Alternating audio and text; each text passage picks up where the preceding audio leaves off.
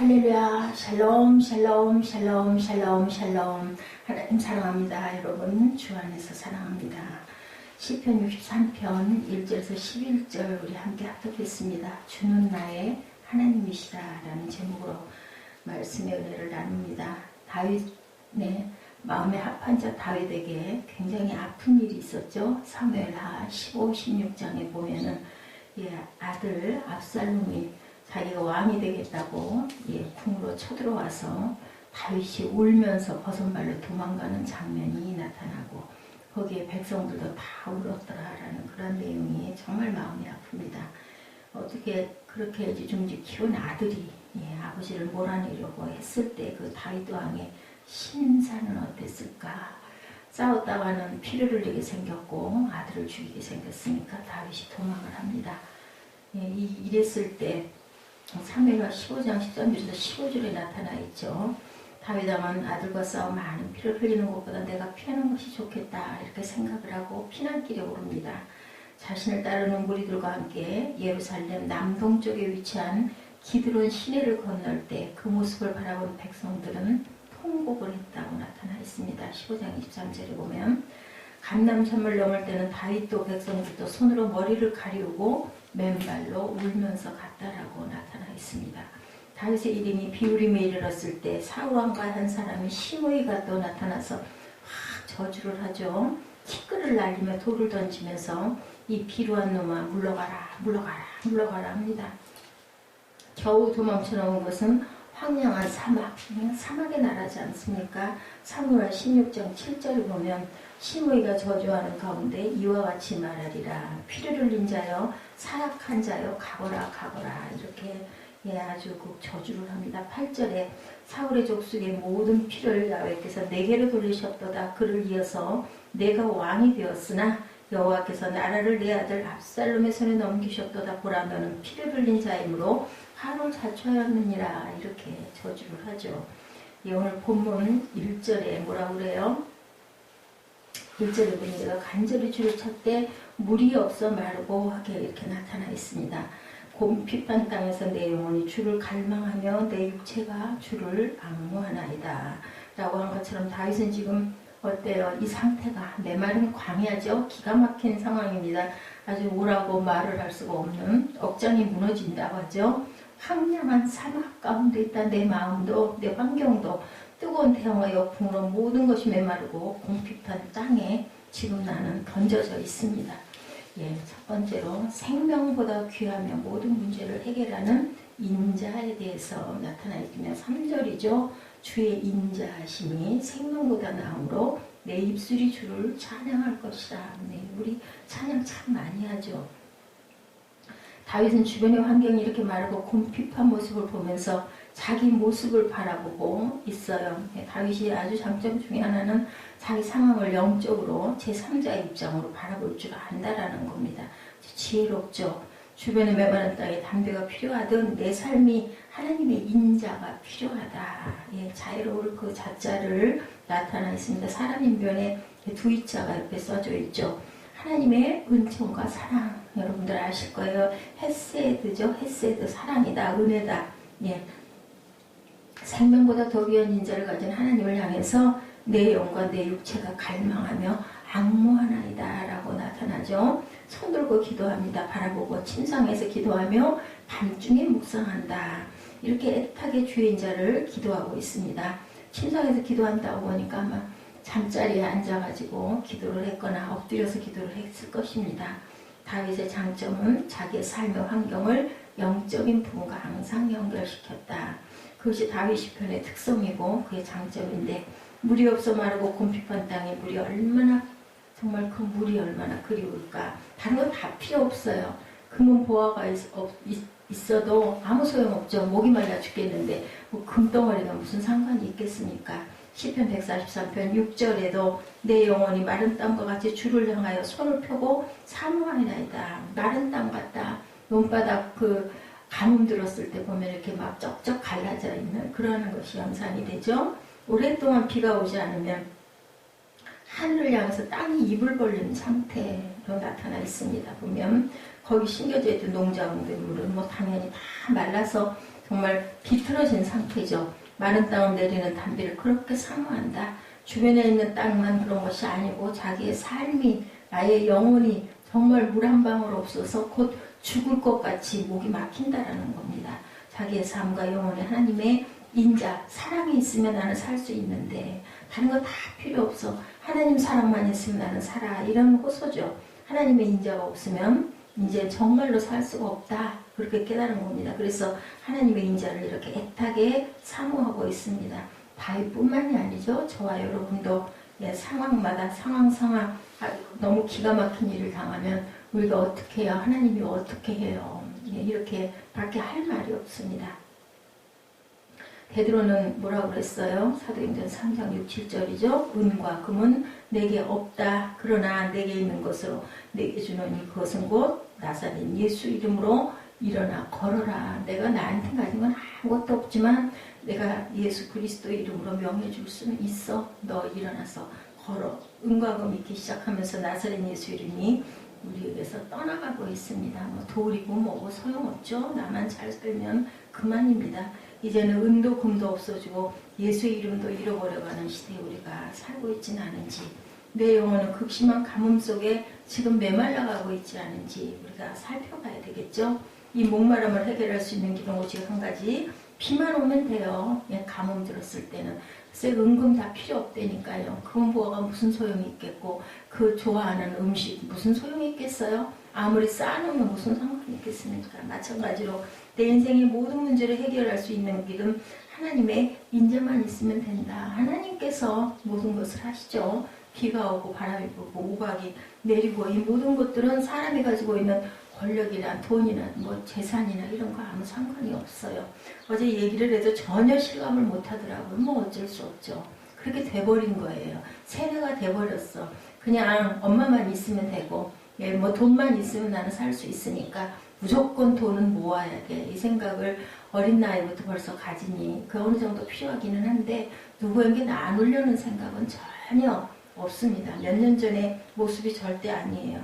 생명보다 귀한 인자가 가장 귀한데 그 인자를 가지고 계시는 하나님만 만나면 된다. 하나님의 은총만 입으면 우리의 문제가 해결될 수가 있다는 거죠. 그래서 다윗은 메마른 강에서 하나님의 인자를 이렇게 애타게 기다리고 있다. 1절에 보니 다윗은 하나님을 간절히 찾았어요. 메마른 땅에 물을 사모하듯이 갈망합니다. 2절에 보면 성소에서 주를 보았다고 하죠. 내가 주의 권능과 영광을 보기 위하여 이와 같이 성소에서 주를 바라본 어디예요? 지금의 성전이죠. 바라보았나이다. 우리말 성경에 3절로 넘어가면서 주의 인자가 생명보다 나음으로 라고 되어 있지만 히브리 원어에는 왜 그런가 하면 이런 뜻으로 키라는 말이 나타납니다. 이유 접속사입니다. 이 키가 3절 앞에 나와 있어요. 왜 이렇게 하나님을 사모하는가 하면 하나님의 인자가 뭐보다 생명보다 낫기 때문이다. 이 해설입니다. 하나님의 인자만 있으면 다 해결될 수 있기 때문에 다윗은 그렇게 기가 막힌 상황에서 하나님의 인자를 애타게 찾고 그리워합니다. 인자라는 히브리 말 헤세드죠. 구약에서는 이 말이 240번이나 나오고 인자의 우리말 뜻은 은혜, 자비, 친절, 금율, 불변의 사랑 등으로 다양한 뜻을 나타내고 있는데 가장 많이 일반적으로 쓰는 말이 사랑입니다. 하나님의 사랑. 그러므로 표준 세번역에는 한결같은 사랑이라고 번역이 되어 있습니다. 그의 모든 우리말로 번역되는 성경에는 사랑이라고 번역되어 있고 그리고 은혜라는 말이 또한 많이 사용이 되고 있죠. 하나님의 사랑과 은혜만 있으면 우리는 뭐 어떤 불 속에라도 들어가도 그죠? 우리 찬양에도 나타나 있죠. 물 속에 들어가도 불 속에 들어가도 하나님의 사랑만 있으면 우리는 보호를 받습니다. 그리고 죽어도 삽니다. 그렇죠? 그러니까 우리에게 제일 필요한 것은 은혜와 사랑인 인자다. 마른 땅에 담비만 있으면 해결될듯이 우리에게는 하나님의 은혜와 사랑인 인자만 있으면 되는 줄을 다윗은 그 시대에 그 상황에 이미 깨달았다. 그래서 다윗은 인자를 그렇게 사모하고 애타게 찾습니다. 그것은 뭐보다 귀하다? 생명보다 귀하다. 우리 생명, 생사 여탈 모든 것 다 하나님이 주관하시니까 생명보다 당연히 귀하겠죠. 아무것도 필요 없어요. 명예도, 보석도, 학식도 어떤 것도 필요가 없습니다. 그것을 우리가 사모하고 있는데 이 세상에 생명보다 더 귀한 게 있을까? 우리 한번 잠깐 생각해 보죠. 뭐가 있겠어요? 생명보다 귀한 게. 아무리 귀한 것이 있은들, 아무리 자식이 귀한들, 아무리 재산이 귀한들, 아무리 내 직장이 귀한들, 생명 없으면 아무 소용이 없는 거죠. 예, 우리의 생명을 거두고 나면 사모하던 모든 것들은 다 물어 돌아가요. 적신으로 왔다고 그러죠. 돌아갈 땐 그래도 한 벌 입고는 갑니다. 뭐 가난해서 없어서 그냥 죽어도 입고 있던 옷 그대로 그저 멍석말이라도 해서 갖다가 뭐 묻든지, 요즘에는 뭐 화장을 해서 갖다가 뭐 뿌리든지, 뿌리는 것도 지금은 안 된다고 그러죠. 그래서 뭐 수목장이라고 그래서 나무 밑에다가 묻는다, 그 가루를 많이 뭐 산에다 뿌린다라는 얘기가 있더라고요. 그런데 생명보다 귀한 건 바로 인자다. 하나님의 은혜와 사랑인 인자가 생명보다 귀하다. 물만 있으면 사막도 오아시스로 변합니다. 바로 그 나라가 이스라엘인데, 미국의 LA 사막 위에 세워진 도시. 본래 사막이었는데 거기에 물을 끌어들여 나무도 심고 농사도 짓고 집을 지어서 이루어진 도시이기 때문에 굉장히 건조하다고 그러죠. 그래서 관절염을 앓았던 한국 사람이 LA에 가게 되면 낫게 되는 경우가 많다고 합니다. 이렇게 황량한 사막도 물만 있으면 그 사막이 아름다운 땅으로 변한다. 이스라엘이 바로 그런 나라인데, 본래 황량한 사막이 굉장히 많았죠. 요단강에 물을 끌어들여서 농사를 짓고 집을 짓고 나무를 심으니까 이렇게 아름다운 성지의 순례 도시가 됐습니다. 애굽에서 출발해서 이스라엘 가까이 가면 애굽과 이스라엘이 표가 난다고 그래요. 네, 애굽은 그냥 메마른 땅, 그냥 누런 벌판으로 되어 있고, 이스라엘 쪽은 푸르름으로 아주 실록이 우거진 아주 아름다운 그런 도시로 하늘에서 보면 보인다고 합니다. 이스라엘 지역은 요단강에 물을 끌어와 나무를 심어서 이렇게 푸르르게 가꾸어져서, 이런 것처럼 하나님의 인자가 있으면 우리 생명은 살아서 소생할 수 있다. 그래서 우리가 그것을 사모하고 그것을 그리워하고, 그래서 기도하고, 그래서 말씀 보고, 그래서 찬양하죠. 하나님의 인자만 있으면, 그 사랑만 있으면 죽음도 생명으로 바꿔지고 사막도 오아시스로 바꿔지고, 하나님의 사랑만 있으면 우리 환경이, 우리 삶이 바뀐다. 우리의 신분까지 바뀌어지죠. 아무리 생명력이 넘치고 모든 것을 갖추고 있어도 인자가 떠나버리면 그 사람은 죽은 목숨이에요. 누가 그랬어요? 사울 왕이 그런 상황이었죠. 인자가 떠났죠. 창세기 19장에 보면 롯이 소돔과 고모라가 멸망당할 때 아주 기가 막히게 구원되는 장면. 아브라함 삼촌을 잘 둬서, 그죠? 그 많은 사람들이 하늘에서 떨어지는 유황불에 다 타서 죽어가는데 그와 그의 가족은 아주 구출을 받는 그런 장면이 나타나 있습니다. 19장 16절에 보면 하나님께서 그에게 인자를 더하시옵더라. 창세기 19장입니다. 하나님께서 인자를 더하시면 죽음 가운데서 생명을 얻을 수 있고, 창세기 39장 21절에 보면 하나님께서 요셉에게 인자를 더하사 옥중에서도 옥의 간수장에게서 자유를 얻었다. 이렇게 나타나 있습니다. 이 사랑, 하나님께서 요셉에게 인자를 더하시니까 감옥 속에도 갇혀있는 중에도 자유를 누리고 다른 사람들에게 존경을 받고 쓰임을 받는 사람이 되었다. 예레미야 16장 5절에도 하나님이 인자를 제하시니까 이스라엘 나라가 망했다. 예, 기가 막힌 제 인생을 돌아봐도 하나님의 그 사랑이 그나마 있어서 아무것도 칭찬받을 것도 없고 아무것도 쓰임받을 것도 없는데도 하나님이 사랑하시기 때문에 그나마라도 아직까지 이렇게 서 있을 수 있다. 그게 끊어지고 나면 뭐 소용이 없겠죠. 뭐 죽겠죠.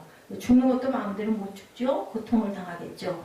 예레미야 16장 5절에도 이런 상황이 이스라엘 나라에 망하는 상황이 나타나 있고, 240번이나 인자를 말하고 있는데 인자를 더하시면 우리는 산다. 인자를 더하시면 형통한다. 우리가 복되다. 넉넉해진다. 인자를 거두어 가시면 끝이다. 라는 것을 우리가 꼭 잊지 말아야 된다. 부부간에 굉장한 차이가 있어서 저렇게 차이가 나는 부부 어떻게 사나 하는 생각이 드는 부부가 있는데, 남의 얘기가 아니네요. 제 얘기죠. 그런데도 하나님께서 사랑하시고 또 그 사람이 나를 사랑할 때는 그 아무 상관없이 잘 살았어요. 근데 그 사람이 떠나가고 나니까 그냥 홀로 되죠. 그리고 아주 어떤 상황에도 절대로 양보를 하지 않습니다. 그러니까 부딪힐 수밖에 없죠. 그전에는 아무렇지도 않던 얘기가 한마디만 들어도 오해가 되고, 아무리 잘난 부부라 할지라도 하나님의 인자가 이렇게 없으면 가정은 항상 불평과 불만과 싸움과 뭐가 돼요? 지옥이 되는 거죠. 예, 우리가 모든 것을 다 가져도 하나님의 인자가 꼭 필요하다. 다른 건 다 필요 없다.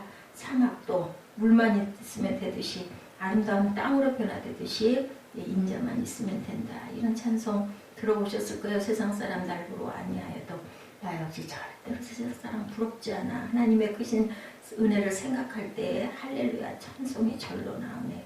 예, 세상 사람 날 부러워 아니하여도 이 세상의 권세자들 날 부러워해. 성령 충만 받은 것을 생각할 때 할렐루야 찬송이 저절로 나네.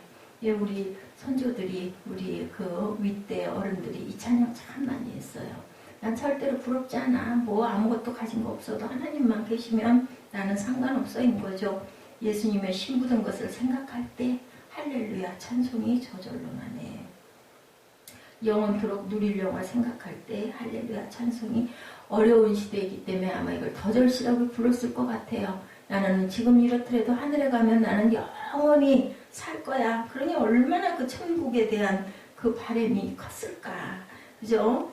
예, 하늘나라 천군 천사가 날 부러워한다고 합니다. 우리 환경이 힘들고 어려워도 하나님의 인자만 있으면 살 수 있다. 잠언 8장 17절에 나를 사랑하는 자들이 나의 사랑을 입으면 나를 간절히 찾는 자가 나를 만날 것이라고 그러죠.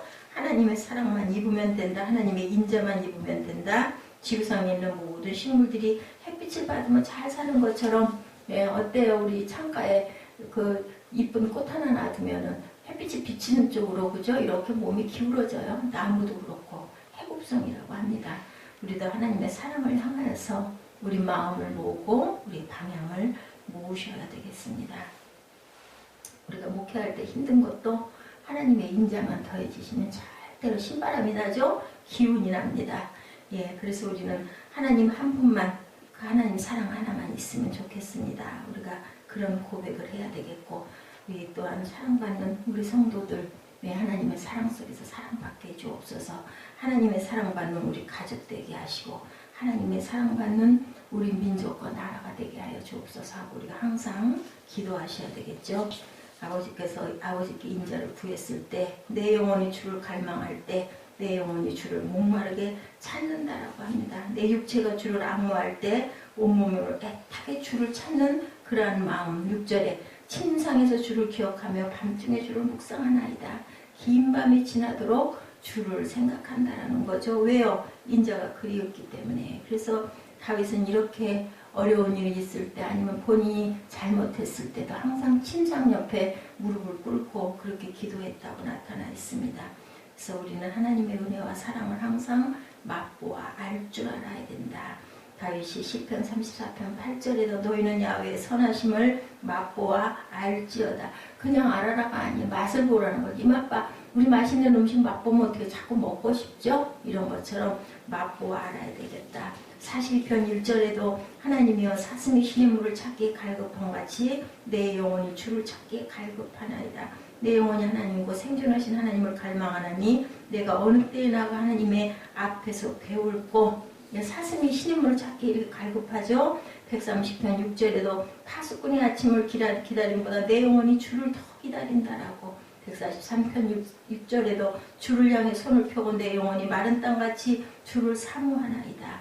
그런데 이렇게 인자의 맛도 알고 인자의 가치도 아는데 인자를 사모하지 않는 사람들이 있을 수가 있다는 거죠. 병들면 그렇습니다. 우리 뭐가 병들면? 우리 영혼이 병들면. 그러므로 하나님 은혜를 알지 못하는 사모하지 못하는 나의 질병을 치료해 주옵소서. 아니면 뭐 내 남편, 내 아내, 아니면 내 자녀 이 질병을 치료해 주옵소서 하고 그 은혜의 사모를 위해서 기도해야 되겠죠.